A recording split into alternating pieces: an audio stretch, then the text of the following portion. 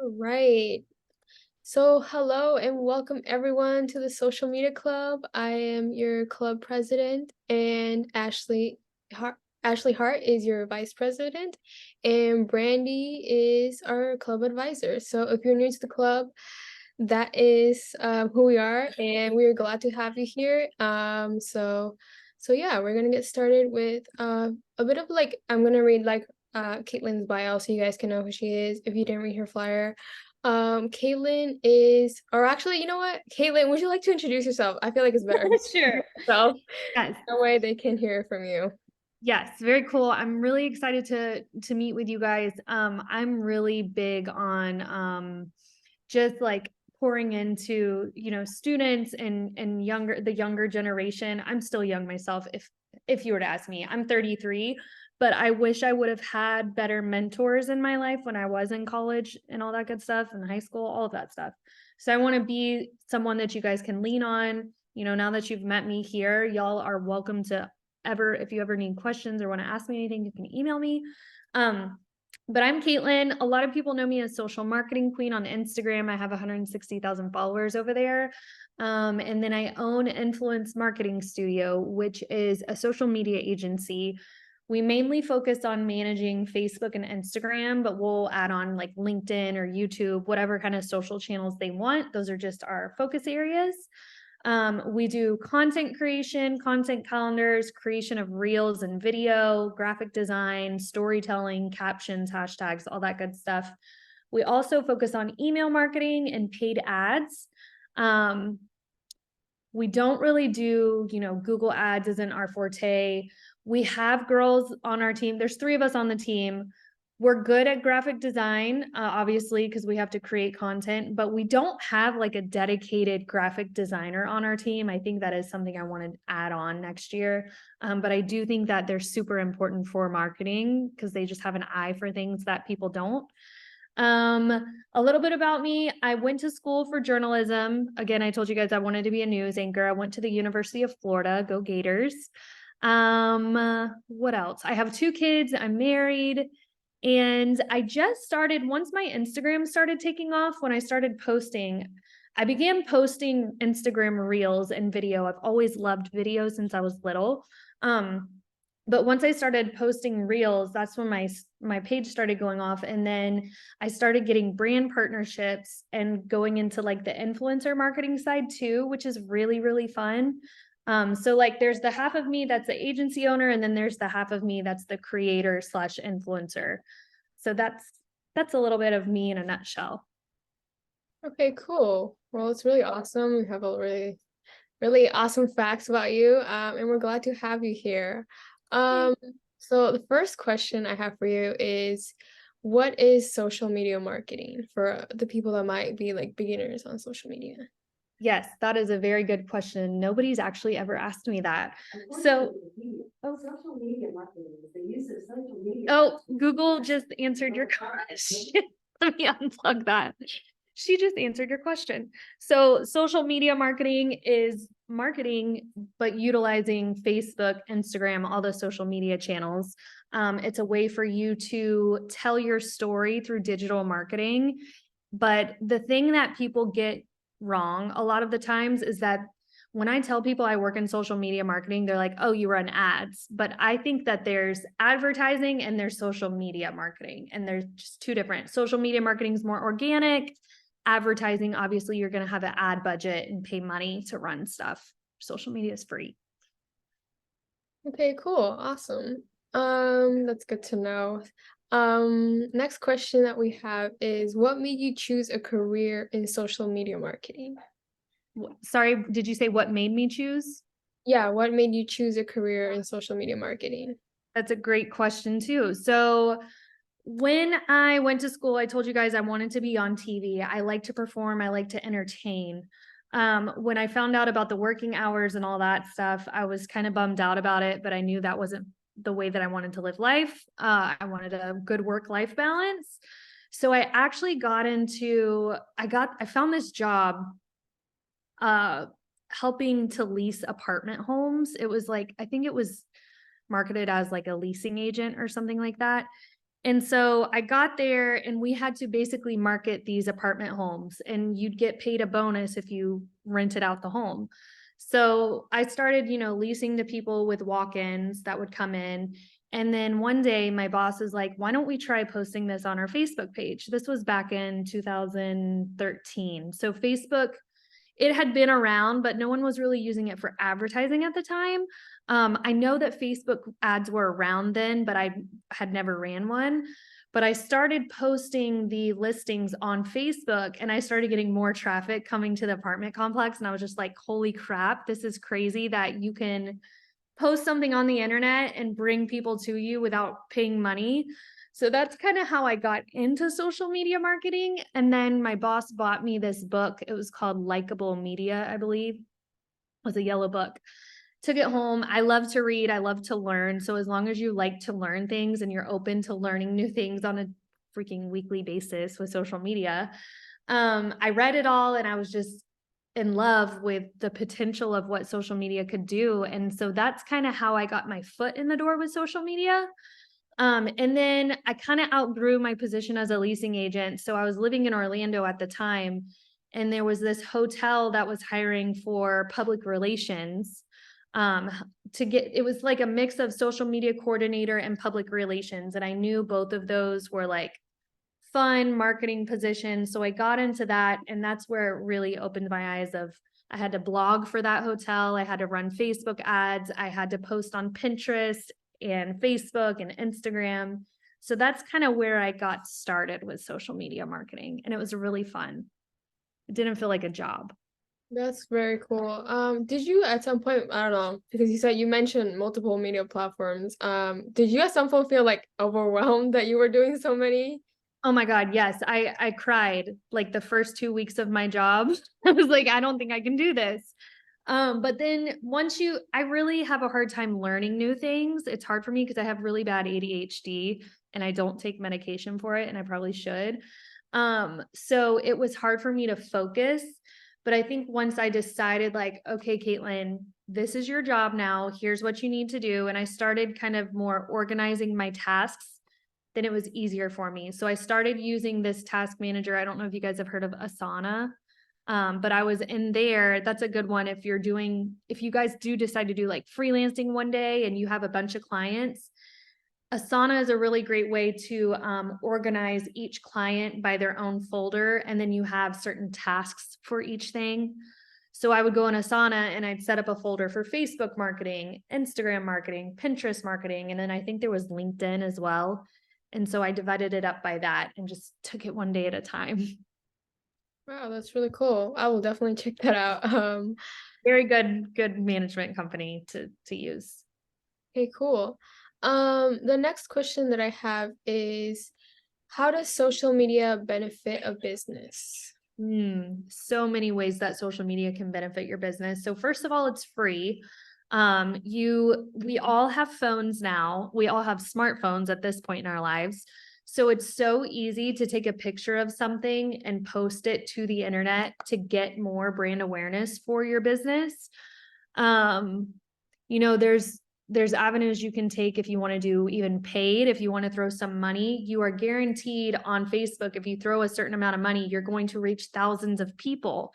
Not only that, you can target specific peoples, because the internet is crazy now. With AI, we can target, by age, gender, location, their interest. So it really doesn't make sense for someone to not utilize social media. The only ever way that I've ever heard a business say, no, I don't want to be on there, is because one, they're trying to quit their business. They're trying to get out of the business and they don't want to grow. Or two, they're just scared of people leaving them reviews or something like that. So really, there's not much cons to using social media. It's only going to help spread awareness of your brand. All right, awesome. Oh, and for the members of the club, we will open after we ask our guest speakers the questions. You guys will have the floor open to ask questions as well. All right, cool. So the next question is, this is a personal question, I guess, for me as well. I would like to know the answer to this because I'm gonna give you a little bit of background information here.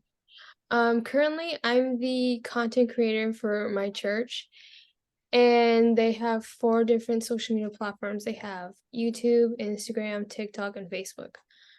And because I'm a graphic designer and because I'm like the only young adult there, and they're like middle aged, they're like, all right, you know what you should know pretty much what to do. And I'm just like, okay.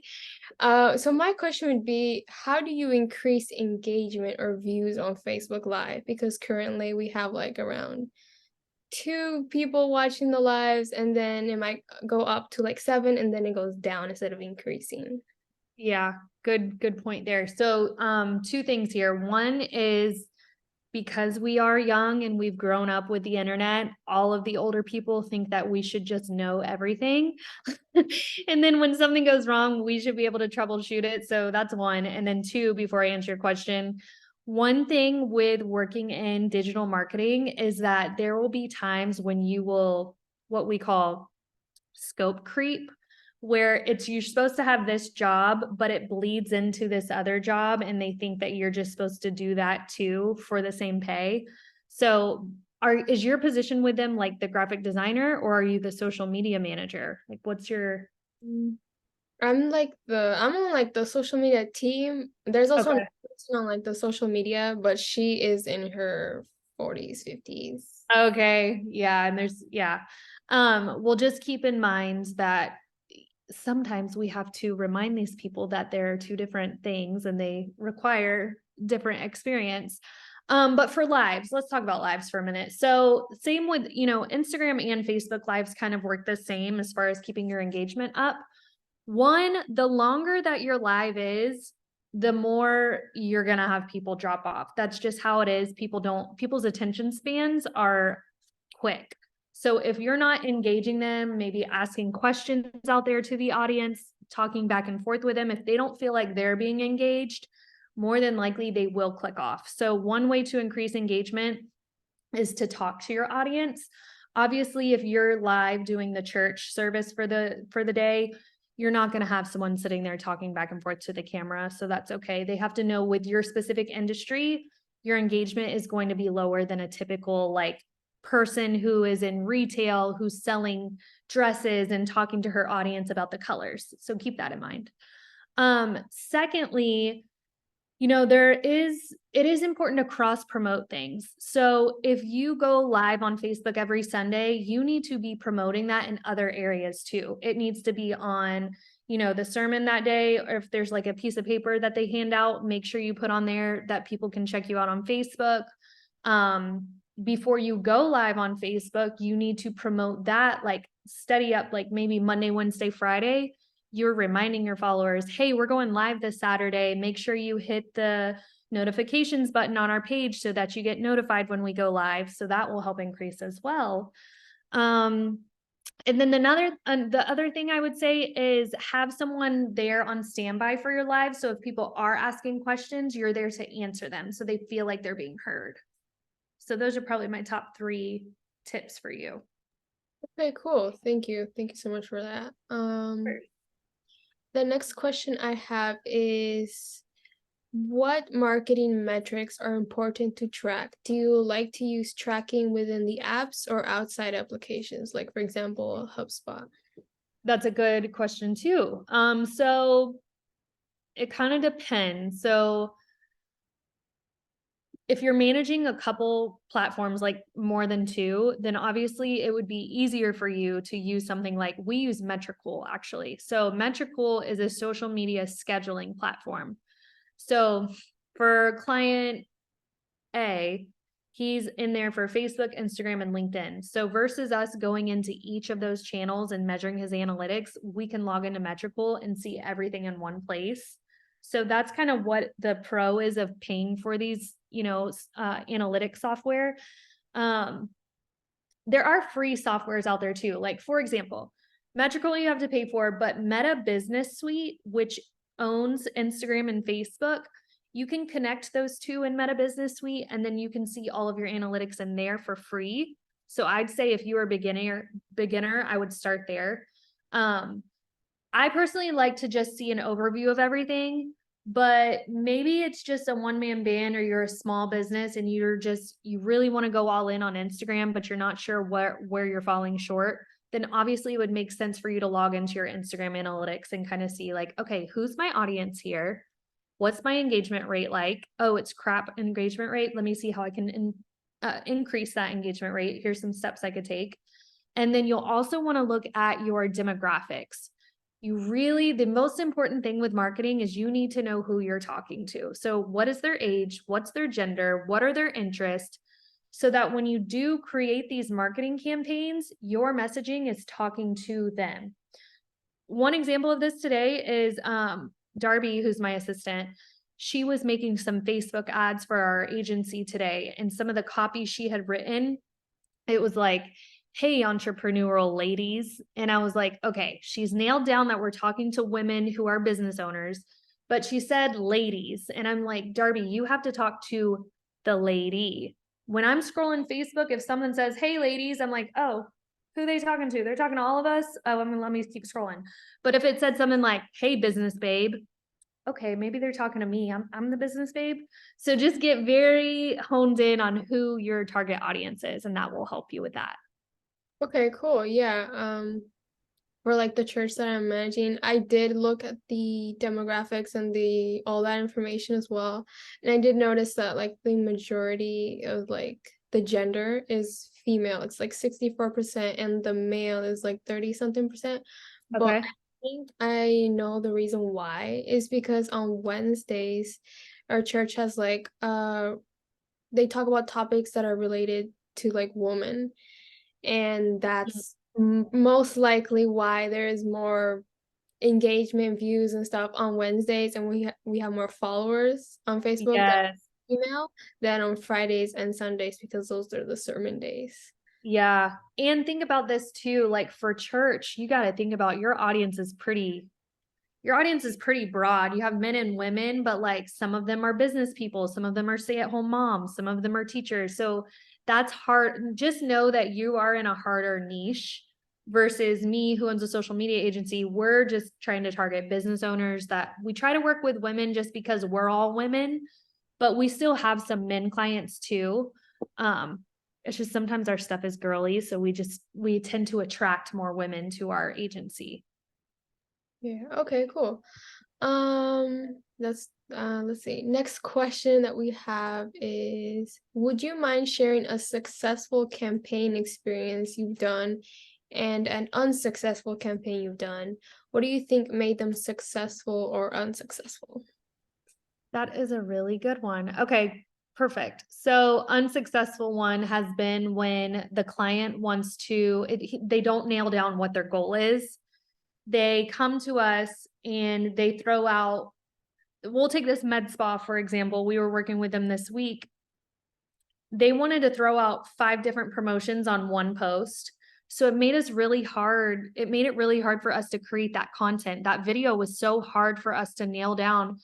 Okay, Martha Marie, you want to do this, this, and this. Well, how are we going to even express that to our customers? So we had to pivot her to choose one. And then we made the video all about that one offer so that we could hit that one pain point.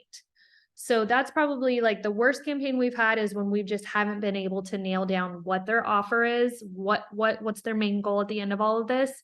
All right, let's align our messaging with that. Now, successful campaign, I guess I ran some campaign a couple months ago for a free Reels challenge.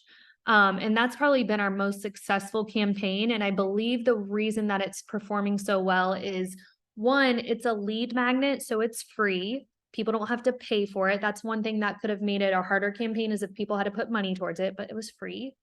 2, I did not ask for too much information from the potential client. I asked for their name and email, and in exchange, I'll send them the freebie. 3, our messaging was on point. We knew that we wanted to hit women entrepreneurs. So I ran some ads for this, actually, in Facebook ads, and I went in and targeted women who were business owners or Facebook page admins. That would tell me that they were probably a owner or a social media manager that would benefit from a Reels challenge that's going to help grow their account. So I think the biggest thing for a successful versus a campaign that doesn't do very well is nail down your niche, nail down your messaging, and then you'll be able to create content that aligns with it. The worst thing you can do is just try to do too much at once, not know who you're talking to, not know what your goal is. I think that's actually the biggest mistake, is just to not have a goal that you want to hit, because then what are we measuring at the end of the day? Okay, cool. That was some really good information there. Good. My last question for me, and then I'll pass it on to Ashley, my vice president, is for students like us wanting to like gain experience in the field, how would you recommend approaching potential clients? So, yes, this is amazing. And it's good because I'm on the other side of this, because you would probably, you know, talk to someone like me who's hiring. When someone comes to me and they say, "Hey, I want to work for you," the first thing I do obviously is ask for experience. Now, people new in this field, obviously they don't have experience, but this is where it's so important for you to work on your own portfolio, guys. Before I got my job with a hotel, again, I was a leasing agent. So how do you guys think I even got that job? Because I was doing leasing. Why would they hire me for social media and PR? Well, behind the scenes, I was working on my own stuff. I had created a marketing blog, and I was blogging on a weekly basis. I had started my Instagram page, Social Marketing Queen, and I was sharing digital marketing tips, like business owner inspiration. And I had this aesthetic going on. And then I also had a Facebook page. So if someone was to come to me to get hired and they're like, "Hey, I'm new, I really want to work for you," I'm going to say, "Show me what you can do." And then I will, we can talk. But you've got to put some stuff together, a portfolio or something. And there's so many free things out there that you can use now. Start an Instagram account, start a Pinterest account, or start a Facebook page, or start a blog. Don't feel like you have to do all of them, because I would hate if you were spread too thin and then they're all just like mediocre pages. Pick one and go all in and do your best work. That's how you're going to attract people to you. Okay, awesome. I really appreciate that tip. Of course. All right, I'm gonna pass it on to Ashley now for the next questions that we have. Hey, one thing I didn't note too is don't ever sell yourself short and say, "Hey, I'll do this for free for you." Don't do that. Just instead of doing something for free for this person, do something free for yourself and your own brand, and then say, "Hey, here's what I did. Do you like it? Do you want me to do something like this for you?" Just want y'all to charge your worth always. Because I did that in the beginning, and then I attracted really bad clients that expected that over and over again. And then I got taken advantage of. All right, thank you for letting us know. Yes, you're welcome. Okay, so let's see. One of the questions we have is, would you recommend free or paid advertising to beginners on social media? Oh, definitely do free, do organic. The only reason my agency has started doing, like, to be honest with you guys, I grew my following to 150,000 followers with no paid ads ever. That's the magic of social media, is that organic social media can honestly work for you if you're putting out really good quality content. The only reason we've started running paid ads is because we have this new offer, which is our membership, and I'm trying to get as many people to sign up, and it costs money to sign up for this membership. So I've always heard that you have to kind of give a little to get a little. And there's these big brands. I mean, think about it, like Coca-Cola and all that stuff. These huge brands out there, they're running Super Bowl commercials. They're paying millions of dollars, but they're also reaping those benefits. But start free before you jump into paid. You don't have to do paid yet. Sounds good. So these next ones also are going to kind of jump into more of like social media content as opposed to marketing now. Okay. And so one of the questions we have is, what are your tips on creating like captivating or eye-catching captions on multiple social media platforms? Oh, yes. So, first off, they tell you to not take the same caption and copy and paste it to every social channel. You should kind of tweak it a little bit. For example, Instagram, I could sit my call to action at the end to get them to do something could be visit my link in my bio. obviously if I were to copy and paste that caption over to Facebook and say that, they're not going to have a bio to visit. So you need to make sure you're optimizing for the specific channel that it's on. 2, ChatGPT is my bestest friend in the whole world now. I'll write 10 captions for my content this week that I'm going to be putting on Instagram. And then I'll go over to ChatGPT and I'll say, hey, can you please rewrite these captions for Facebook? Put it in, and then I say he's a he, I don't know why, but he'll rewrite them for me. So take advantage of these free tools because there's so many amazing tools out there. I know copy.ai is a big one right now too, that will help you come up with really good captions as well. And then one more is go find other accounts that are killing it in the niche that you want to be in. Take a caption and go into ChatGPT and say, hey, can you rewrite this for, and then put your target audience, and have ChatGPT take something that's already working, but redo it for you. Like, I'm super big on not recreating the wheel. Obviously, we don't want to steal content from people. That's why I'm saying to make them rewrite it, but that's just a little tidbit that you could try to make you better. Awesome, thank you. So that actually ties into one of the comment questions that we had, which was, has AI changed any aspect of your career? Oh my gosh, guys. I avoided AI like the plague when it first came out because I thought it was going to take my job from me. So I was just like, nope, I'm not doing it. I'm not supporting it, blah, blah, blah. But then a lot of other creators started saying how it was changing their business. So I finally caved, and I went in and I just was like, hey, write me a caption about social media marketing for a realtor and how they can attract more buyer leads. And it wrote me this amazing caption that I would have never written on myself. And I'm like, okay, that's it. I'm done. I'm using this. So we've actually cut our workload in half. Like, it used to be, I have pen to ask then. Okay, sorry. I have ADHD. I told you guys. It has really changed our life, and it can change yours. I mean, even with school too. Don't be cheating with ChatGPT, but definitely use these AI tools that are out there now because they're there to help us.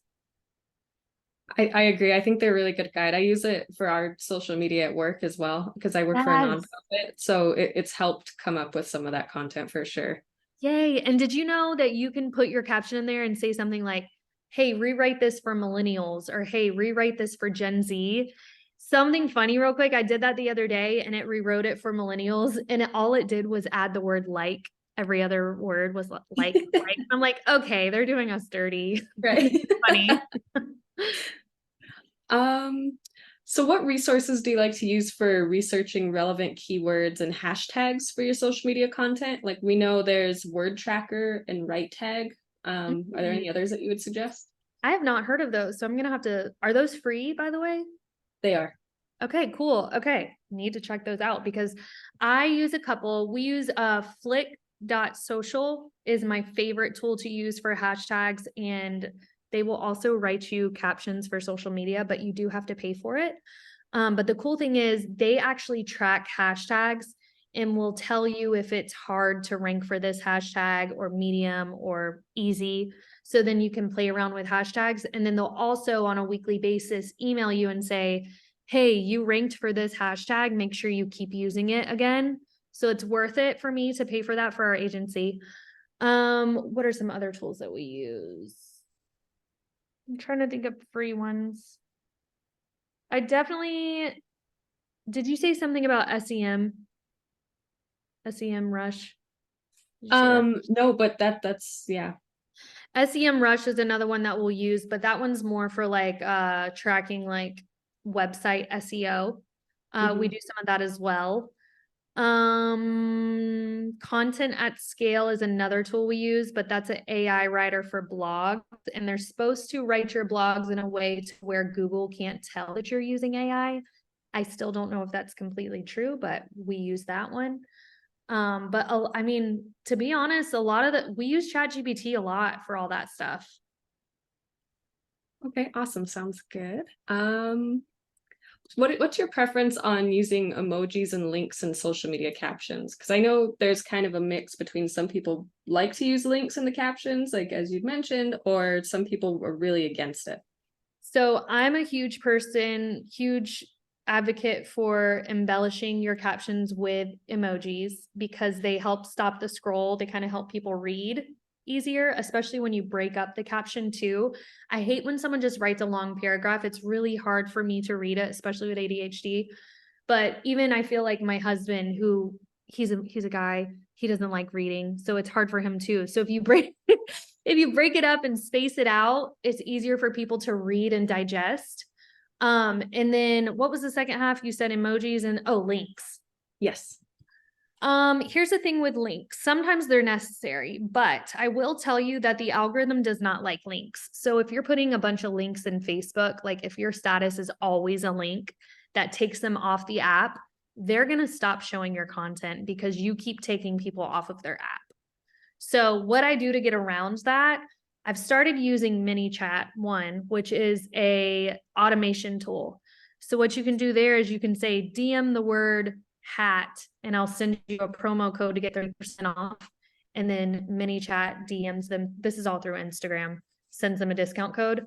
For Facebook to get around it, I'll say, hey guys, grab the link in the caption. And then I'll just go, or not the caption, the first comment. And then I'll just go comment on the post and put the link there so they don't know that I put that on the post. Gotcha. Okay. That's a good hack. We use that one a lot.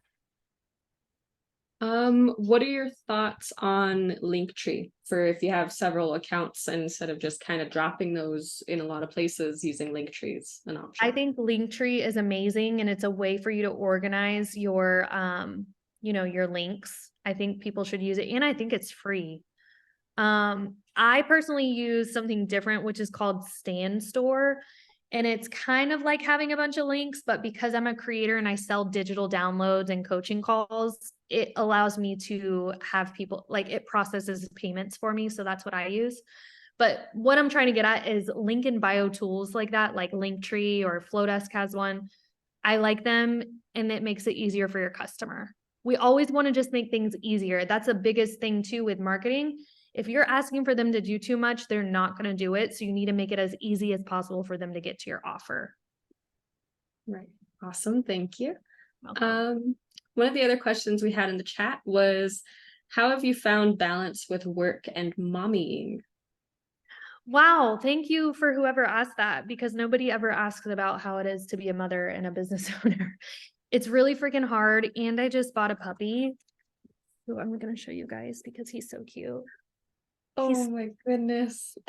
He's a Frenchie, but y'all, I'm drowning, to be honest with you. I almost not called out sick on this call, but I was so y'all can see I'm not dressed up nicely tonight because I'm so tired. But I think there's just, you got to prioritize things. So, and this was important for me to, like I told you guys, I want to pour into our youth. So it was very important for me to make this call with you guys, but just prioritizing, saying no to people is very hard for me too, because I'm a people pleaser, but I've started to realize, like, if you're not living life for yourself, life is too short. You have to do what makes you happy and stop trying to make everyone else happy because I don't want to say they don't give a crap about you because people care about you, but at the end of the day, people don't care about our problems. So do what makes you happy and sets your soul on fire. Well, thank you. We really do appreciate you coming. I'm going to open it up now to the members. If anybody wants to turn on their mic or even drop in the chat some questions that we may not have asked, feel free to do so now. Oh, yes, I have a question. Hi. Yes, so over the years, over like a lot of social media have like a subscription service where you get like more views and all that stuff. Is there any way like do you have any like tips like for algorithms for like to avoid that? Like if you really aren't interested in that? First off, Oscar, I've been waiting for you to talk because you've just been so I can just tell you're listening, so thank you. I like seeing people on camera. What kind of subscriptions are you talking about? Like people like are you talking like spam? Oh, it's like Instagram itself has a way to boost views. Yes, and people messaging you to do that? Sorry, explain to me give me a little more info of what you're seeing. Like give me an example. Oh, like Instagram with boost, and of course the most popular or unpopular one, like on Twitter, so the premium version and all that stuff. How it gives you like top Okay. priority in the list. Yes. Okay. So you're talking about like boosting your post and stuff and like paying to get more views. Man, I told you I like organic because it's free, but I do think there's a time and place for you to pay for that stuff. So for Instagram, okay, this will help. Say you're managing your social for a business, or maybe it's yourself and you're just trying to get more exposure. What I suggest when it comes to boosting or paying for more exposure is go through like your first 30 days, then go back to your profile and see what was your top performing post that month, which one took off, which one got the most likes, the most views, the most comments, and boost that one. Because your audience is already saying, hey, we like this content from you. So if you throw some money behind it and get into a bigger audience, it's just going to perform even better for you. And so that's what I tell my clients to do on a monthly basis to get more exposure.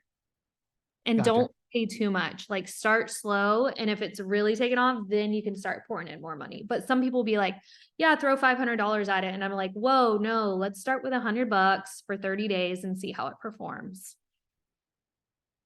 Perfect. Thank you. Thank you for asking.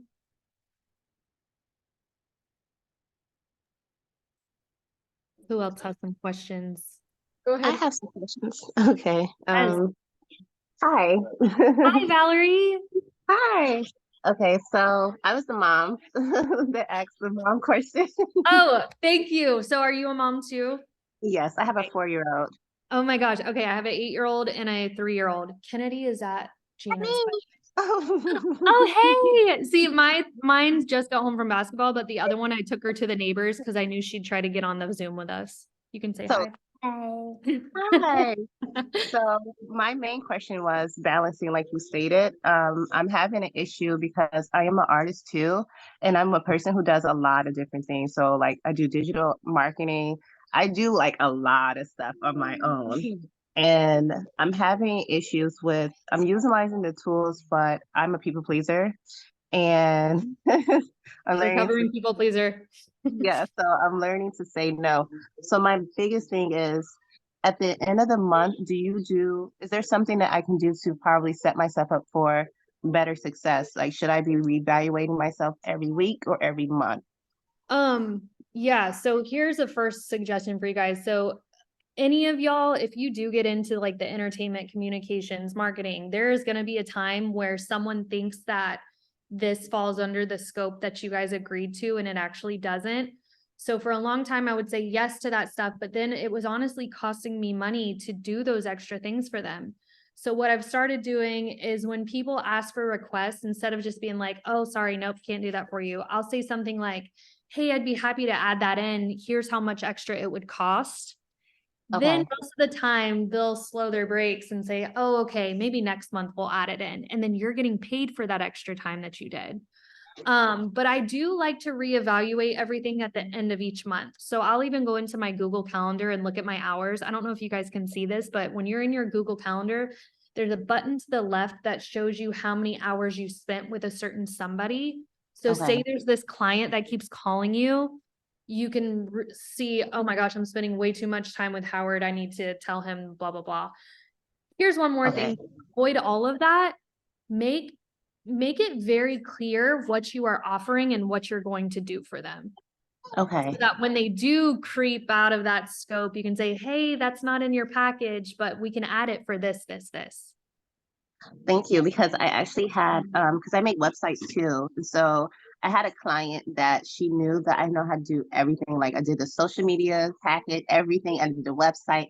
And unfortunately for me, she dropped out at the end and I already completed everything.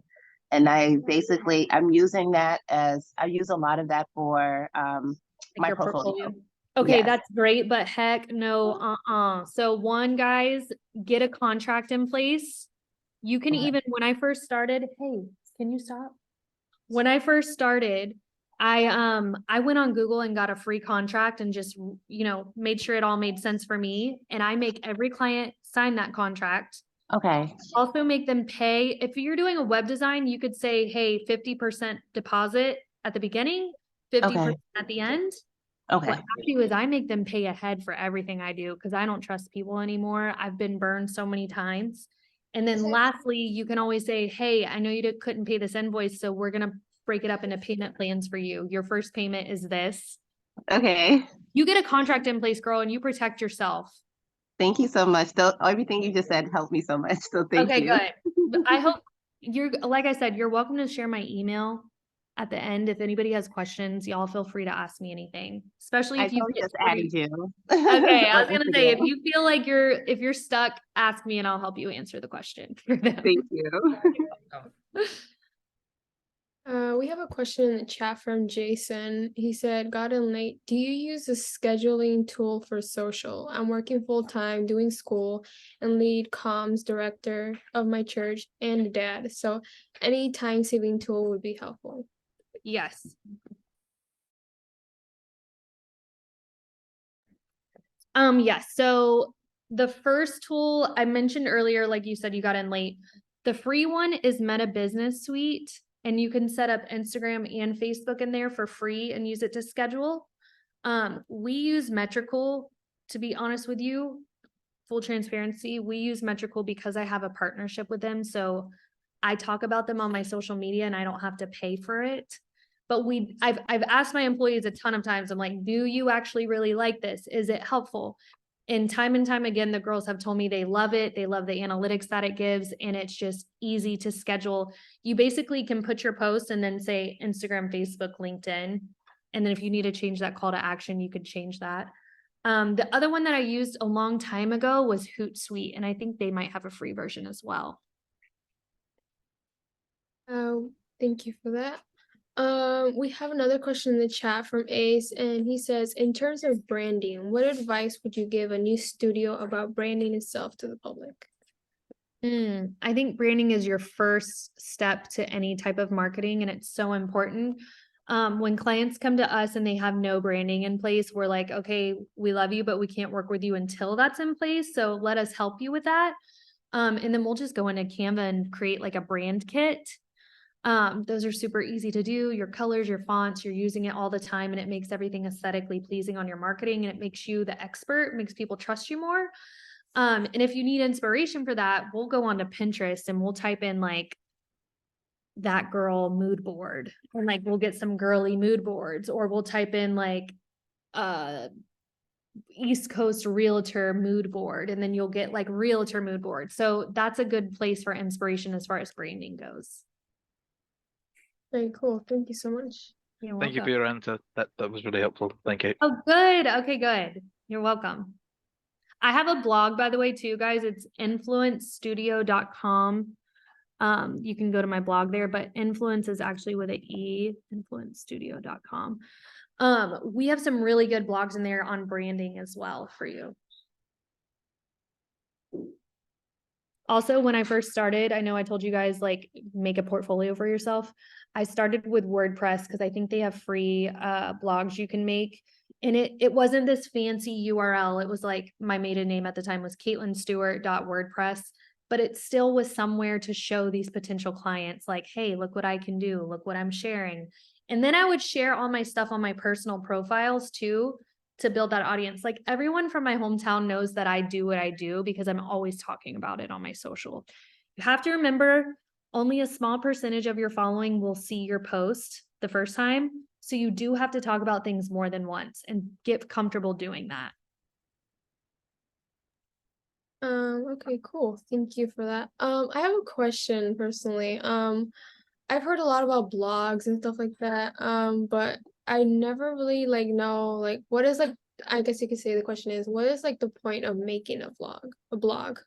Definitely. So blogs have died down a little bit. Like they were super hot for a little while, and now with social media, they've kind of taken a back seat, but they're still performing very well. But blogging is just kind of like, you know, you can have this website that teaches people stuff, but then the blog is where you basically like write your thoughts out. You tell a story about something and you make it very specific about a pain point, like how to increase your views on Instagram. We have a blog about that. How to set up your branding in Canva. It's very specific information about a specific topic. Okay, cool. Thank you for that. All right. If anyone else has any questions, I actually have a question. go ahead, Brandon. So for somebody who may be starting out in freelancing and wanting to do social media or any kind of digital marketing, I've had, students ask me like, hey, how much do I charge? I know you can charge hourly or you can maybe offer a package. What do you prefer? Or is there like a certain rate that you would charge? Yes. So that was another thing. Gosh, pricing was so hard for me. So I did a lot of Googling to see what other people were charging. I like to make little packages for people like, hey, package A, are you just getting started? You probably need a Facebook, Instagram. If you need someone to do your engagement and stories, here's how much it'll cost you. Oh, you want to add email? Here's package option number 2. I like doing packages, but then you should also have an hourly rate in mind. And again, you guys can Google this stuff or even ask ChatGPT, but there's going to be times when people will ask for a one-off project that goes for Mrs. K. Valerise.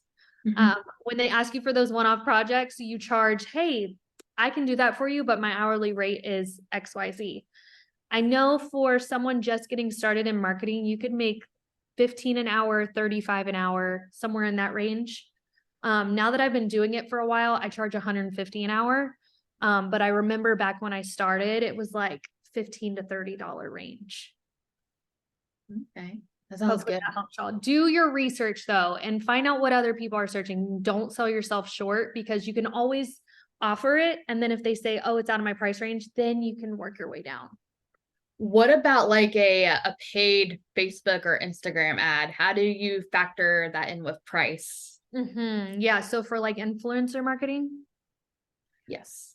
so first there's this tool called, if you go to trydrippy.com, they're a brand partner of mine. They have this rate card tool where you can add in your followers and link your account, and it will tell you what people in your niche with your followers are making. And it kind of moves it down based on your following. So you could even put in like, okay, what if I got 25 more followers and I hit the 500 followers? How much will I make? So that's trydrippy.com.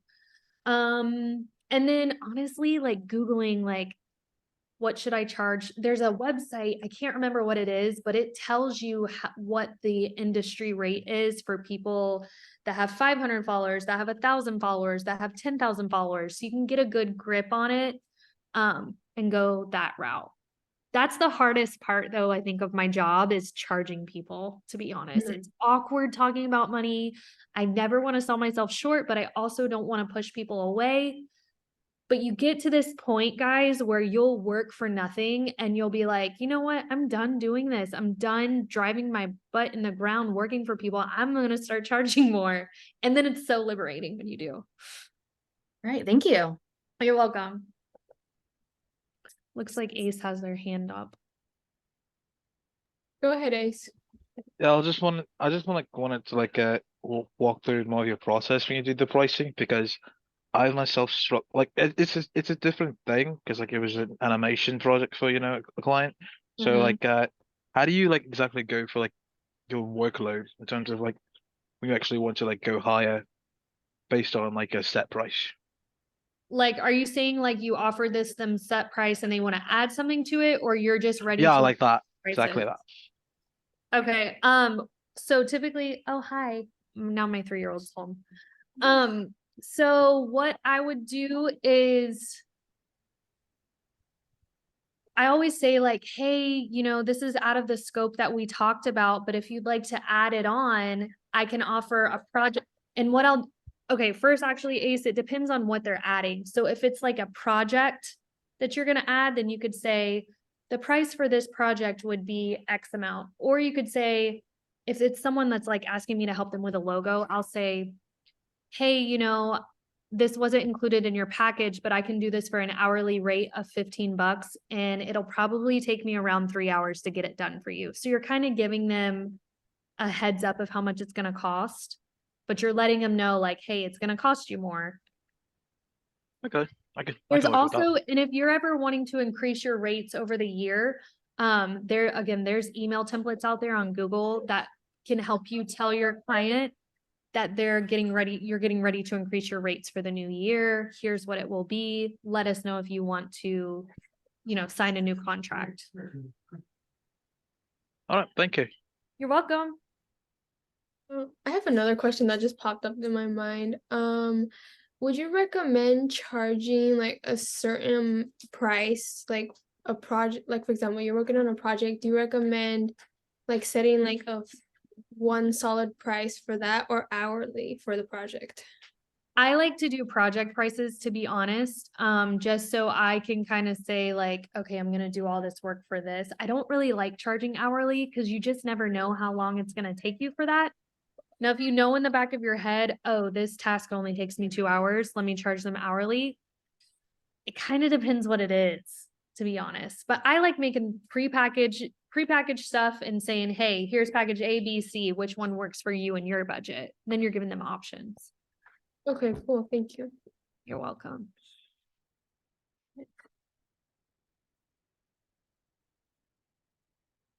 Cool. Do y'all care if I get a picture of us for my Instagram before we get off here? Okay, that's me.